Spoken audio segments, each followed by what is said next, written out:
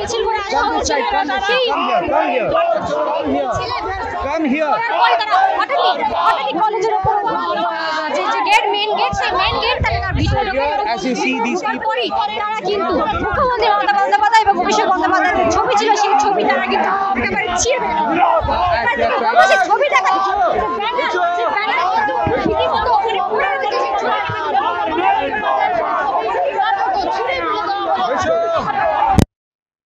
সেই কিন্তু মূল গেট টপকে তারা ভিতরে যায় এবং ভিতরে গিয়ে মুখ্যমন্ত্রী মমতা বন্দ্যোপাধ্যায় এবং মুখ্যমন্ত্রী মমতা বন্দ্যোপাধ্যায় এবং অভিষেক বন্দ্যোপাধ্যায়ের ছবি সেই ছবি কিন্তু তারা একেবারে ছিঁড়ে ফেললেন এবং সেই ছবি আপনাদেরকে সরাসরি দেখাচ্ছি এবং তার পাশাপাশি কথা বলার চেষ্টা করবো গিয়ে ছিঁড়ে দিলেন কেন? এই দেখুন, এই যে কলেজটা, এই কলেজটাকে কেন্দ্র করে যেই ধরনের তৃণমূলের দর্শনের রাজত্ব তৈরি হয়েছে, যেটার সঙ্গে এই কলেজের তৃণমূল ছাত্র পরিষদের ছোট বড় মেজো সমস্ত নেতা থেকে শুরু করে কর্তৃপক্ষ পর্যন্ত যুক্ত। আমরা বলছি কলেজগুলোকে তৃণমূলের এই ধরনের ইউনিয়নবাজির আখড়াতে পরিণত করা যাবে না। তার পরিণতি, তার ফসল আজকে আমরা দেখছি যে তাদের সংগঠনেরই, তাদের কলেজেরই একজন ছাত্রী তৃণমূলের একেবারে বাপের বয়সী ছাত্র পরিষদের নেতার দ্বারা ধর্ষিতা হয়েছে।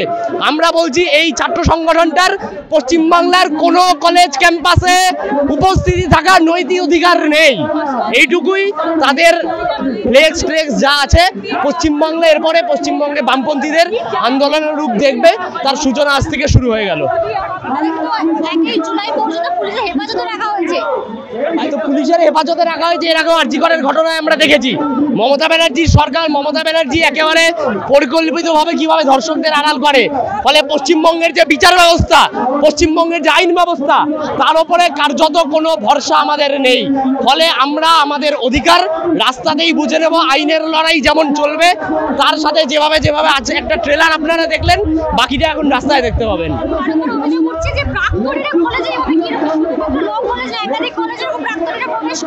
মানে এই যে আপনার আমার থেকে হচ্ছে তারা বয়সে বড় এবং তাদের ছেলে মেয়েদের এখন কলেজ ক্যাম্পাসে ভর্তি হওয়া উচিত। সেই জায়গার থেকে তারা এসে কলেজ ক্যাম্পাসগুলোর উপরে রাজত্ব চালায়।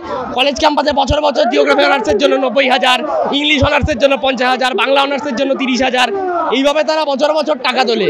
ফলে তার বিরুদ্ধে প্রতিরোধের যে ভাষা, তৃণমূলকে জবাব দেওয়ার যে ভাষা এবং তৃণমূলকে প্রতিহত করার যে ভাষা, এই ভাষাতেই হবে। তার পাশাপাশি এটা জানিয়ে রাখি যে আরজিকর কাণ্ডের পর সাউথ ক্যালকাটা ল কলেজে তরুণীর গণধর্ষণের বিরুদ্ধে যে অভিযোগ ওঠে, তারপরে এই 3 জনকে পুলিশ হেফাজতে রাখা হয় এবং এখনো পর্যন্ত যে 3 জনকে গ্রেপ্তার করা হয়েছে, তাদের মধ্যে যে মূল অভিযুক্ত তিনি কিন্তু হচ্ছে মনোজিৎ মিশ্র এবং তিনি কিন্তু এই কলেজের স্টাফ, অর্থাৎ আজ ভাইস প্রিন্সিপাল নয়না চট্টোপাধ্যায় তিনি যখন এসেছিলেন, তিনি কিন্তু বলেছিলেন যে তাকে গভর্নর বডির সুপারিশ মেনে তাকে কিছু সময়ের জন্য তাকে স্টাফ বানানো হয় এবং তিনি এই কলেজের স্টাফ ছিলেন। এবং গত বুধবার যে ঘটনাটি ঘটেছে, অর্থাৎ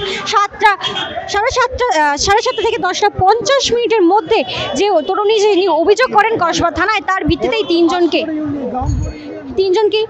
গ্রেফতার করা হয় এবং তাদের ফোন বাজেয়াপ্ত করা হয় এবং তরুণী যার সাথে ঘটনাটি ঘটেছে, অর্থাৎ নির্যাতিতা, তাকে মেডিকেল হাসপাতালে তাকে নিয়ে যাওয়া হয় এবং শারীরিক চিকিৎসার জন্য যে সমস্ত প্রসিডিউর থাকে সেই সমস্ত করা হয়।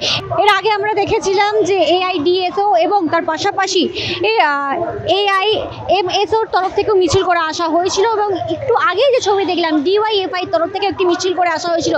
তারপরে তারা কিছুক্ষণের জন্য এই যে কলেজ এবং কলেজের সামনে একেবারে মেইন যে রাস্তা, সেই মেইন রাস্তায় তারা খানিকক্ষণ কিছু সময়ের জন্য তারা বিক্ষোভ দেখান এবং বিক্ষোভ দেখাতে হঠাৎই তারা উত্তপ্ত হয়ে আছেন এবং এই college South Calcutta law college, সেই ল কলেজের মূল যে দরজা, সেই মূল দরজা টপকে তারা ভিতরে প্রবেশ করেন এবং ভিতরে প্রবেশ করে সেখানে যে মমতা বন্দ্যোপাধ্যায় এবং অভিষেক বন্দ্যোপাধ্যায়ের যে ছবি ছিল, সেই ছবি তারা কিন্তু একেবারে ছিঁড়ে ফেলে দেয়। একদম সরাসরি সেই ছবি দেখালাম এবং কিছু সময়ের পর যেটা জানা যাচ্ছে যে ফরেন্সিক টিম তারা আসবেন এবং আসার পর এই যে ভিতরে যে রুম, অর্থাৎ যে ঘরটিতে ঘটনাটি ঘটেছে, সেই ঘরটা যে একেবারে সিল করে রাখা হয়েছে, সেখানে ফরেন্সিক টিম ঢুকবে এবং সেখান থেকে তথ্য সংগ্রহ করবে। সেই ছবি আপনাদেরকে সরাসরি দেখাচ্ছি এবং পরবর্তীতে এটাও জানিয়ে রাখি যে পরবর্তীতে এই খবরের দিকে আমাদের নজর থাকবে এবং পরবর্তীতে কি তথ্য উঠে আসে সেই তথ্যের দিকেও আমাদের নজর থাকবে। ততক্ষণ আপনারা দেখতে থাকুন দ্য ওয়াল, কারণ খবর এখন এখানেই। ক্যামেরা রণদীপের সঙ্গে প্রিয়াঙ্কা, দ্য ওয়াল, কলকাতা।